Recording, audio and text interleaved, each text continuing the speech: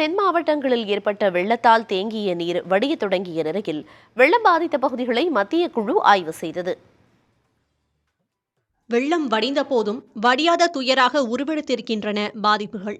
தென் மாவட்டங்களில் பெய்த அதிகன மழையால் மக்களின் இயல்பு வாழ்க்கை பாதிக்கப்பட்டதோடு பலர் வீடுகளை இழந்து தவித்து வருகின்றனர். வெள்ளத்தால் கடுமையாக பாதிக்கப்பட்ட தூத்துக்குடி, திருநெல்வேலி, கன்னியாகுமரி ஆகிய மாவட்டங்களில் ஆய்வு செய்வதற்காக வந்த 6 பேர் கொண்ட மத்திய குழு தூத்துக்குடியில் முதற்கட்ட ஆய்வை தொடங்கியது.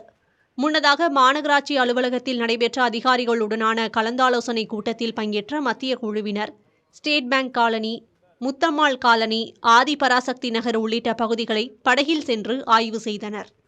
நாளைக்கு சாயங்காலம் இதெல்லாம் கம்பைல் பண்ணுற வேலையை ஆரம்பிப்போம். அதுக்கப்புறம் மெமோரண்டம் முதலமைச்சர் அவர்கள் தலைமையில் மெமோரண்டம் தயார் செய்து அதை கொடுத்து, இது டிபிக்கல் ப்ராசஸ். இது கவர்மெண்ட் ஆஃப் இந்தியா போய் அவங்க முடிவு பண்ணுவாங்க. சேதாரங்களினுடைய இழப்பீடை கொடுக்கறதுக்கு உண்டான ஒரு ஃபைனல் டெசிஷன் அவங்க தான் எடுப்பாங்க.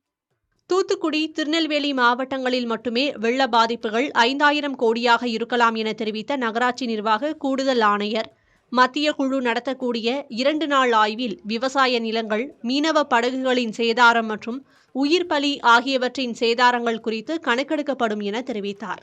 இந்நிலையில் திருநெல்வேலி மாவட்டத்தில் மழை வெள்ள சேதங்களை துறைசார் அலுவலர்கள் கணக்கெடுப்பு செய்து வருகின்றனர்.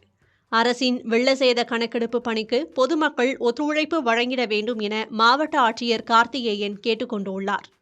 புதிய தலைமுறைக்காக செய்தியாளர் ராஜன் மற்றும் சுந்தர மகேஷ்.